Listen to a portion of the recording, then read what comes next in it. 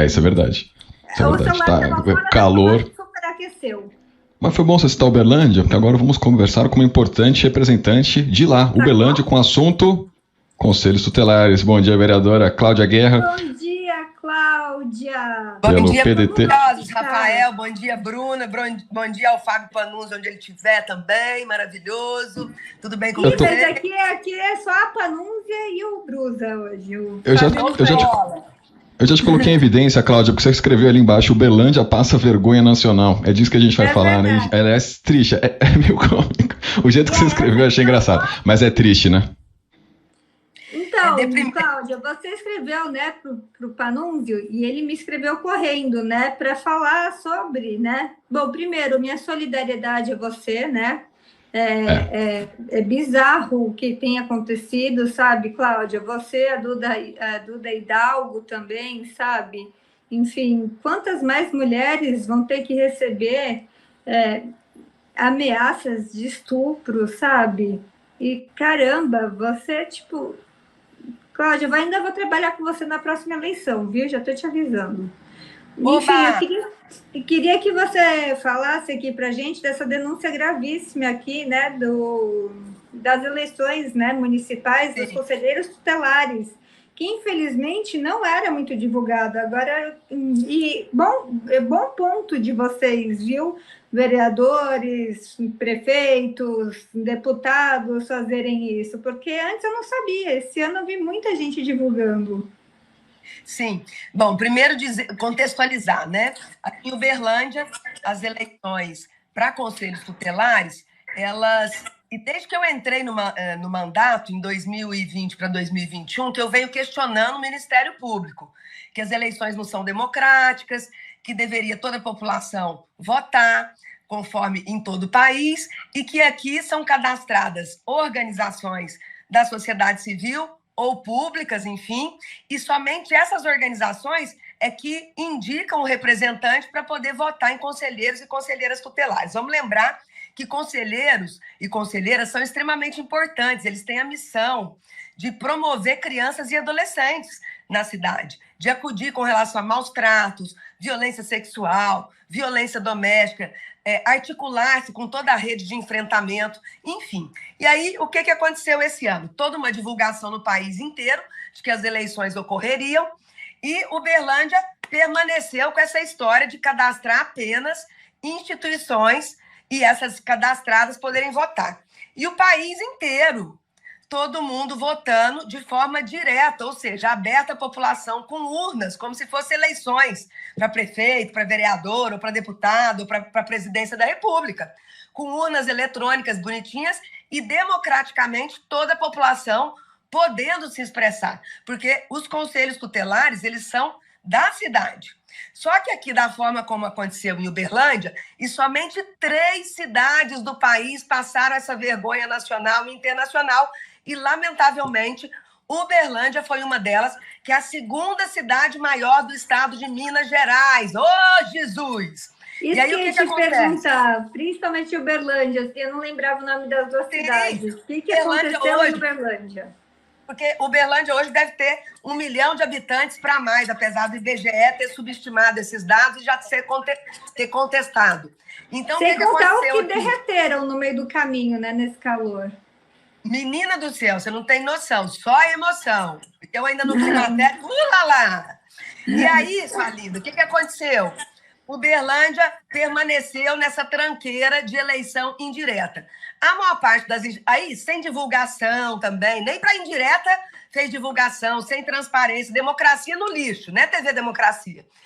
Cidadania no lixo, porque sem o exercício da cidadania não rola também, violando tudo que a gente acredita.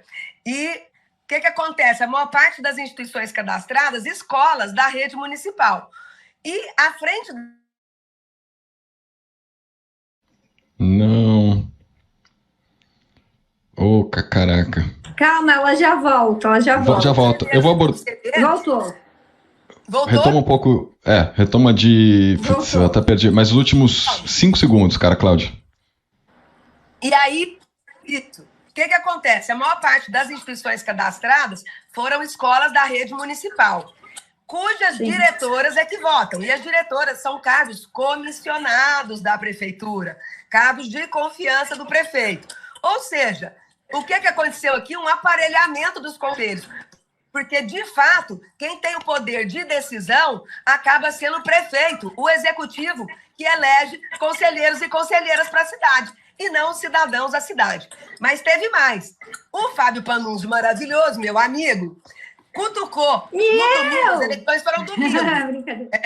Antes disso, eu entrei no Ministério Público sexta-feira, as eleições iam ser domingo. Eu entrei no Ministério Público para questionar essa tranqueira toda. Como é que pode uma cidade de 1 milhão de habitantes, com 500 e tantos mil eleitores, e somente algumas poucas, 100 e poucas organizações votarem, e sendo que a maioria cargo de confiança do prefeito? Ou seja, coronel. E aí o que acontece?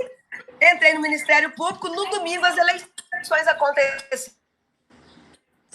E aí o Fábio cutucou o ministro Silvio de Almeida no Twitter. Eu fui em seguida e cutuquei também, falei, olha, o Berlândia está fazendo assim, tá errado, tá esquisito. E o Silvio de Almeida é também o presidente do CONANDA, que é o Conselho Nacional da Criança e Adolescente, que dá diretriz para o babado e para as eleições. E o Silvio te respondeu, Cláudia, se ele vai tomar essa liberdade? Ele respondeu, inclusive com manchete nacional, de que ia tomar providências junto ao Ministério Público e à AGU para anular as eleições nessas 3 cidades do país, 2 do Alagoas e Uberlândia, vergonha nacional e internacional, para poder anular essas eleições. E é lógico que eu respeito quem foi eleito, respeito os conselheiros. O que a gente está discutindo é o formato, o procedimento, o país inteiro votando diretamente e Uberlândia permanecendo na visão coronelista de votação indireta por pouquíssimas instituições. Inclusive, no colégio eleitoral onde houve a votação aqui em Uberlândia, jovens acima de 16 anos apareceram para votar e não puderam votar porque achavam que aqui era democrático igual o resto do país estava acontecendo as eleições. Senhorinhas, cidadãos, não puderam, voltaram para casa frustrados e frustradas, porque, diferentemente do país, aqui nós passamos essa vergonha. Aí as pessoas falam assim, nossa, Cláudia, parece que você tinha bola de cristal, porque na sexta-feira você entrou no Ministério Público e depois das eleições no domingo, na segunda-feira, o ministro anuncia que vai questionar as eleições. Não é bola de cristal, gente. É fazer o dever de casa enquanto vereadora. É saber o que é certo, o que é errado, o que é democracia e o que não é. E quais os procedimentos adequados. Então, foi lamentável tudo isso. A gente tem visto uma postura aqui de falta de transparência, de antidemocrática, que é inadmissível. Tem uma fortuna de recursos para propaganda e publicidade, não divulga os procedimentos, mesmo na eleição indireta, não divulga para que várias instituições mais pudessem se cadastrar, não usou rádio, televisão, as redes sociais como deveria, mesmo para a eleição indireta. Então, até mesmo ela não teve a transparência e publicidade que deveria ter. Mas colocou o ministro, então, que está tomando as providências, com possibilidade, inclusive, ou de valer para as próximas eleições o que está valendo no país inteiro, ou de anular as eleições nessas 3 cidades que fizeram essa aberração. Queria também, Bruna, pode falar, linda. Ia te perguntar agora, mudando de assunto, tá? Voltando para a Câmara, né? Se a Câmara de Uberlândia emitiu, né, ao menos uma nota de apoio a vocês, vereadoras ameaçadas. Ainda não. Estou aguardando. Demorou, hein? E também da Procuradoria da Mulher da Câmara. Eu já fui procuradora, fui a primeira a implementar a Procuradoria da Mulher aqui e sou presidente da Comissão de Direitos das Mulheres. E nosso trabalho de 30 anos, de trás para cá, é de promoção às mulheres. A gente criou na cidade, e aí eu vou contar da ameaça e as providências que nós tomamos. Mas a gente, até para contextualizar, provavelmente o porquê das ameaças e porquê que as mulheres que promovem mulheres ou que apoiam a comunidade LGBT+, têm sido perseguidas e ameaçadas gravemente de estupro. Eu ajudei a fundar, em 97, a SOS Mulher e Família, que tem atendimento social, psicológico e jurídico para atender situações de violência doméstica na cidade. Eu fui vítima de violência doméstica. Oi? Eu fui vítima de violência doméstica. Doido. tão nova. Agora está no Ministério Público. O promotor, acho que pelo que entendi, já virou réu. Só que não acham ele para intimar. Lamento profundamente. E a gente tem dito que, por isso que eu uso esse símbolo, é preciso sempre meter a colher em briga de marido e mulher, porque todos nós conhecemos um caso na nossa família, a gente pode não saber, mas a gente conhece um caso na nossa família de violência no relacionamento, de violência doméstica. Eu tive o meu pai, assistiu aos 5 anos de idade, o pai dele assassinar a própria mãe dele. E ele não conseguiu ser pai nem esposo, foi dependente de tudo. Então, assim, não é à toa que eu escolhi. Obrigada, linda. Não é à toa que eu escolhi como objeto de estudo e de ativismo há 30 anos essa questão. Então, meu doutorado é sobre esse tema, mestrado na UFO, doutorado aqui na UFO, e o ativismo de 30 anos. Então, nós montamos a SOS Mulher e Família, montamos o Conselho dos Direitos das Mulheres em 98 aqui em Uberlândia. Eu fui gestora de políticas públicas na prefeitura, e aí criamos a Divisão de Direitos das Mulheres e Políticas de Gênero. A Casa Abrigo Travessia, que é um local para mulheres em risco de morte, com seus filhos menores de idade, poderem ficar um local confidencial para mulheres e crianças serem promovidas. Então, assim, são políticas públicas de uma vida que a gente ajudou a construir, boa parte delas como voluntária. Eu sou professora de graduação e pós, e ministro também em pós-graduação, esse tipo de tema, e na área de graduação, sociologia, antropologia, filosofia, ciência política, e sempre trago o recorte de gênero. Aqui na Câmara, assim que a gente entrou, iniciativa minha, chamei a vereadora trans para assinar junto, para ajudar a implementar, a Comissão da Diversidade. Então, nós montamos aqui na Câmara, historicamente, a primeira Comissão da Diversidade. O nosso país é o que mais mata a população LGBT e estamos em 5º lugar no país em feminicídios, que é o assassinato de mulheres por desprezo ao feminino, por misoginia, aversão às mulheres, etc.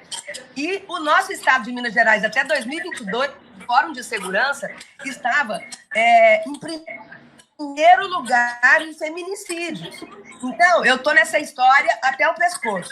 E aí recebi, então, nesse mês, ameaça. Eu fui a 8ª parlamentar, porque são vereadoras, deputadas estaduais e federais, que têm recebido ameaças, geralmente progressistas, lésbicas ou que defendem a promoção das mulheres, que é o meu caso.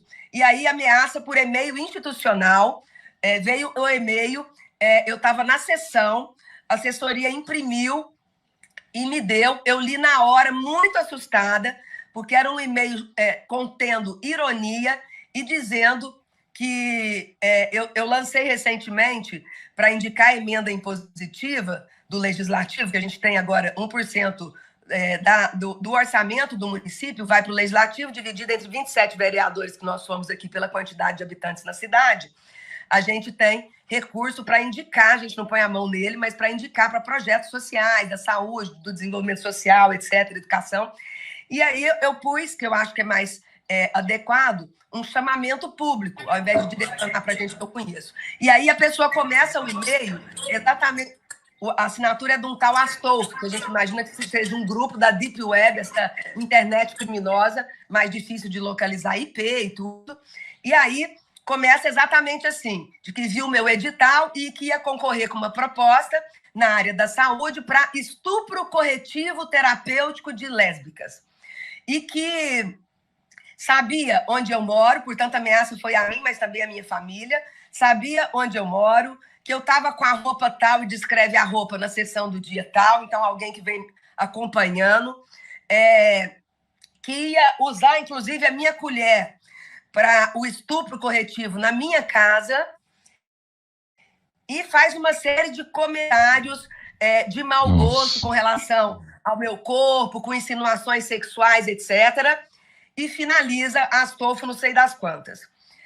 Fiquei muito impressionada, foi a primeira ameaça dessa natureza que eu recebi. Nós, mulheres, já somos extremamente subrepresentadas, Bruna e Rafael.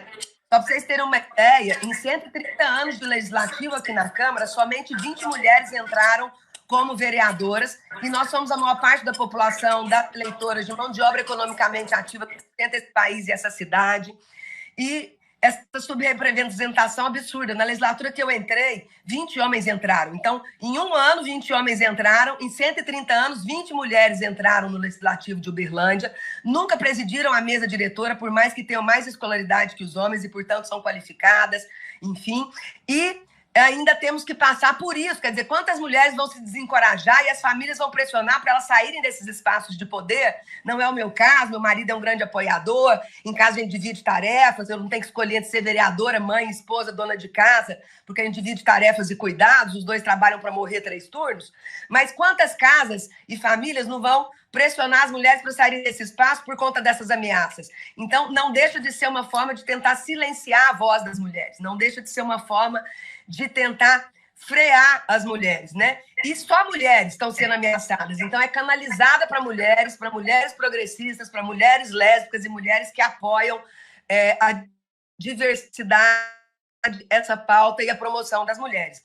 Aí, recebi isso de imediato. Fui na delegacia de mulheres fazer todo o procedimento para abrir inquérito. Fui no Ministério Público Federal, porque é ameaça, mas é também violência política de gênero, e aí tem legislação nacional para providências. Fui na Delegacia de Inteligência, que tem na cidade também. Fiz tudo que tinha para fazer e tive um grande apoio, sou muito grata a várias organizações que fizeram notas de indignação, Sintete, Sindiute, o nosso partido, os veículos de comunicação de massa, né, maravilhosos, o Fábio Panunzio, o G1, Jornal de Minas Gerais, até o Fantástico entrou em contato conosco para pegar dados, enfim, muitos apoios. Está faltando só o apoio institucional formal da Câmara Municipal, que tomou algumas providências para ir para o Ministério Público, mas ainda não soltou nota, e a Procuradoria da Mulher da Câmara. Mas queria agradecer todos esses apoios, porque eles nos encorajam, nos reenergizam e o que não me mata me fortalece. Estou mais encorajada para continuar metendo a colher. E nesse espaço, sim, se eu estou incomodando, estou no caminho certo. É isso mesmo. Agora, é pena que a gente não tenha segurança, né? Assim, não tem ninguém para me acompanhar. Deputadas, por exemplo, estaduais e federais estão andando com segurança. A gente não tem essa estrutura aqui. Mas estamos tomando todas as providências. E fiquei satisfeita porque nessa semana o sujeito foi pego, está sendo visto como investigado, ainda não foi preso, lá em Araporã, na Operação Diana, e que tudo indica que é um dos sujeitos do grupo ameaçando parlamentares, e foi encontrado com ele um arsenal, gente, um arsenal de guerra, explosivos, material de pornografia, inclusive pornografia infantil. Então, esse sujeito está sendo investigado. Ou seja, tudo que a gente fez está valendo a pena, vamos continuar fazendo, para que as mulheres estejam, sim, cada vez mais representadas. Só 15% do parlamento geral é composto por mulheres, é muito pouco, tinha que ser meio a meio no mínimo, porque o nosso olhar, a nossa perspectiva é diferente, a gente sente na pele diferente o que é chegar num ponto de ônibus às 11 da noite, depois de eu ministrar a aula até tarde, e chegar num carro às 11 da noite com receio de ser estuprada. E nessa linha eu fiz vários projetos de leis, fiscalizações, que lamentavelmente em cidade de Coronel, onde boa parte da base dos vereadores é base do prefeito e tem votado contra, ou quando a Câmara aprova, o prefeito veta, e aí a base do prefeito acompanha o veto, e a gente tem tido, lamentavelmente, muitos projetos que foram aprovados em outras cidades por iniciativa legislativa, aqui sendo vetados pelo prefeito, que seriam projetos de segurança para as mulheres, importantíssimos, de colocar a rede de contato, por exemplo, em bares, restaurantes para proteção das mulheres, saberem como buscar ajuda, para não ter como aconteceu em Belo Horizonte, aquela mulher pega na boate pelo motorista de aplicativo e deixada no poste de frente à casa dela, e um sujeito passou, fez ela com um saco de batata nas costas e ficou por 3 horas estuprando essa mulher. E as mulheres têm direito ao lazer com segurança. Não tem que culpabilizar a mulher porque bebeu, não. Elas têm direito ao lazer com segurança, e os profissionais das áreas de lazer, de eventos, têm que saber como proceder quando uma mulher não estiver bem, estiver desacordada. O que não pode é deixar ela de qualquer jeito para ser estuprada. Então, lamentavelmente, os projetos que a gente vem fazendo, muitos deles têm sido barrados. Isso é muito triste para toda a cidade de Uberlândia. Nossa, Ô, muito, Cláudia, muito grave, aconteceu. Cláudio. Desculpa, Rafa, rapidinho. Aconteceu no interior de São Paulo, né, também a eleição, né?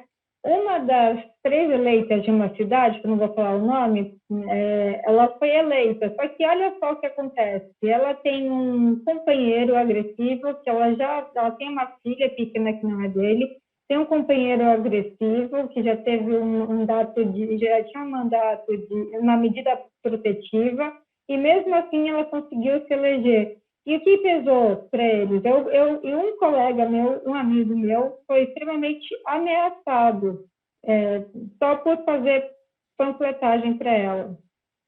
E você acha que uma pessoa que não priva a filha, não estou julgando essa mulher com essa dor, eu sei, mas o conselheiro tutelar não deveria primeiro ter um lar pacificado, a família, a filha sem ver? O que você acha disso? Só uma curiosidade que me veio na cabeça. Olha, todos os espaços são espaços passíveis de relacionamentos violentos. A gente tem pregado a cultura da paz, lidar com conflitos por meio da comunicação não violenta, por meio do diálogo, porque existem várias estratégias para lidar com conflito. Onde tem gente, tem conflito, a gente com a gente mesmo já tem. Imagina num relacionamento, imagina numa relação também de trabalho. Inclusive, um projeto meu de lei para que no poder público, se a mulher estiver trabalhando e o autor da violência trabalhar no mesmo espaço, que ele saia e ela permaneça, ou que ela possa se deslocar para outro espaço sem prejuízo para ela. Então, a gente tem criado algumas estratégias nessa linha.